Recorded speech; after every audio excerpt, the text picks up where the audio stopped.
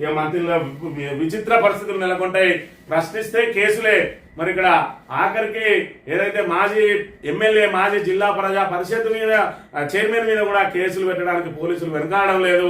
అదేవిధంగా కాంగ్రెస్ నాయకులు కూడా ఉవ్విళ్ళు ఉడతా ఉన్నారు కేసులు పెట్టడానికి. మొన్నటి రోజున పుష్కరాలకు సంబంధించి గడ్డం వంశీకృష్ణ ప్రోటోకాల్ మరి ఇక్కడ విస్మరించడంలో మీ మొగుడు పెళ్లాల పాత్ర ఉన్నదనంటే మా సార్ భార్యను పెళ్ళమంటారా అని చెప్పి అదట అనుచిత భాష అట, అది అనుచిత వ్యాఖ్యలు చేసిందట ఐఏఎస్ అధికారిని మీద. అదేవిధంగా శ్రీధర్ బాబు మీదనేమో అసత్య ఆరోపణలు చేసిందట. ఈమె మాజీ జడ్పీటీసీ కొండ రాజమ్మ అని మాదార మండలంలో ఇక్కడ కొయ్యూరు పోలీస్ స్టేషన్లో ఫిర్యాదు చేసింది. దాని మీద ఎఫ్ఐఆర్ నమోదు చేస్తా ఉన్నారు. ఇక ఈ రకంగా ప్రశ్నిస్తే కేసులు, దానికి సమాధానాలు చెప్పడం శ్రీధర్ బాబు ఎన్ని ప్రశ్నలు అన్నవి అలా తాబేదారులతోటి తిట్టించడం, పోలీసులతోటి కేసులు పెట్టించడం, ఎవరైనా సోషల్ మీడియాలో పెడితే వాళ్ళ మీద కేసులు పెట్టడం.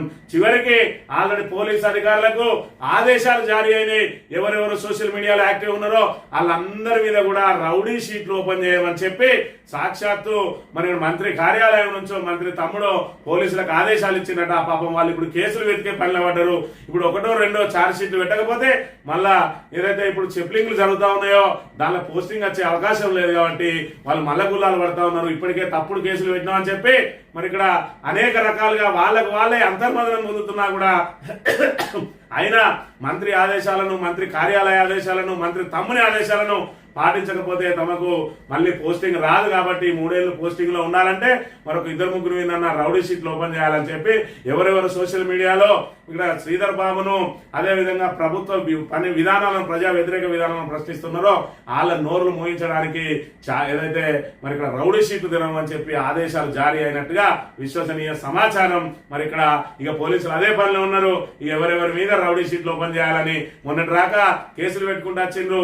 ఏకంగా మరి ఇక్కడ జిల్లా ప్రజా పరిషత్ చైర్పర్సన్ మీదనే మరి ఇక్కడ ఏదైతే నేరం చేసే ఉద్దేశంతో గుమిగుడు ఉన్నారట. సిగ్గుండాలే కొంచెమన్నా. ఆ ఇచ్చే కాంప్లైంట్ ఇచ్చేటనుకో కేసు బుక్ చేసేటోను కన్నా సిగ్గుండాలే. ఒక ప్రజాప్రతినిధిగా చేసిన వ్యక్తిని 10 ఏళ్ల పాటు మరి ఇక్కడ 5 ఏళ్ల పాటు చట్టసభల్లో 5 ఏళ్లు మరి ఉన్నతమైనటువంటి జిల్లా పరిషత్ చైర్మన్ గా, ఎంపీపీగా, జడ్పీటీసీగా చేసిన వ్యక్తిని పట్టుకొని నేరం చేసే ఉద్దేశంతో గుమిగిడిందని చెప్పి అలాంటి కేసులు పెట్టేటప్పుడు కొంచెమన్నా ఆత్మ పరిశీలన చేసుకోవాలి. ఇలాంటి కేసులు పెడితే ఈ నీచ చరిత్ర అంతా మన బుక్ లో రికార్డ్ అయి ఉంటది మన మీద అనే ఆలోచన లేకుండా పోలీసులు కేవలం పోస్టింగ్ల కోసం మరి నానా గడ్డి తింటున్న పరిస్థితిని మనం ఇక్కడ చూడాలి. ఆఖరికి రౌడీ షీట్లు మొదలు కాబోతా ఉన్నాయి మంత్రిలో. 2014 పూర్వం ఏ విధంగా అయితే నియంత పాలన, రాక్షస పాలన, చీకటి పాలన కొనసాగిందో ప్రస్తుతం కూడా మళ్ళీ అదే పాలనకు తెరలేపిండ్రు. ప్రజలు మళ్ళీ మిమ్మల్ని అదే రీతిలో చీకొట్టి మీకు ఖచ్చితంగా బుద్ధి చెప్తారు 2028లో అనే విషయాన్ని మీరు ఇక్కడ గమనించాలి. ఇక్కడ ప్రభుత్వంగా మరి ఇక్కడ ప్రతిపక్షం అడిగే ప్రశ్నలకు సమాధానం చెప్పు. నీ సమాధానాలతోటి ప్రతిపక్షాల నోరు మోయించాలి. కానీ ఏదైతే తిట్ల దండకంతో నీ దగ్గర ఉన్న కుక్కలతోటి మొరిగించి ఆ కుక్కలు నానా బూతులు తిడతా ఉంటే ప్రజలు గమనిస్తా ఉన్నారు. ప్రశ్నలు అడిగితే బూతులు తిట్టే ఆ కుక్కలు నెమ్మడేసుకున్న ఆ కుక్కల విశ్వసనీయత ఎంతో నీకు తెలియదా? చెప్పులతో దిబ్బతిందో నా కొడుకులు ఇలా నోటికి వచ్చినట్టు తిడతా ఉన్నారు. అయినా సరే ప్రజలన్నీ కూడా గమనిస్తా ఉన్నారు. శ్రీధర్ బాబు నేను నోరు మూసుకొని ఉంటానా, నన్ను నేను సచ్చీలుందానికి అనుకుంటారు. ఏం కాదు, పోలీసు వాళ్ళు కేసులు పెడితే పోలీసు వాళ్ళు బదనాం అవుతారు, తిడితే వాడు వ్యక్తిగతంగా వాడు బదనాం అవుతాడు.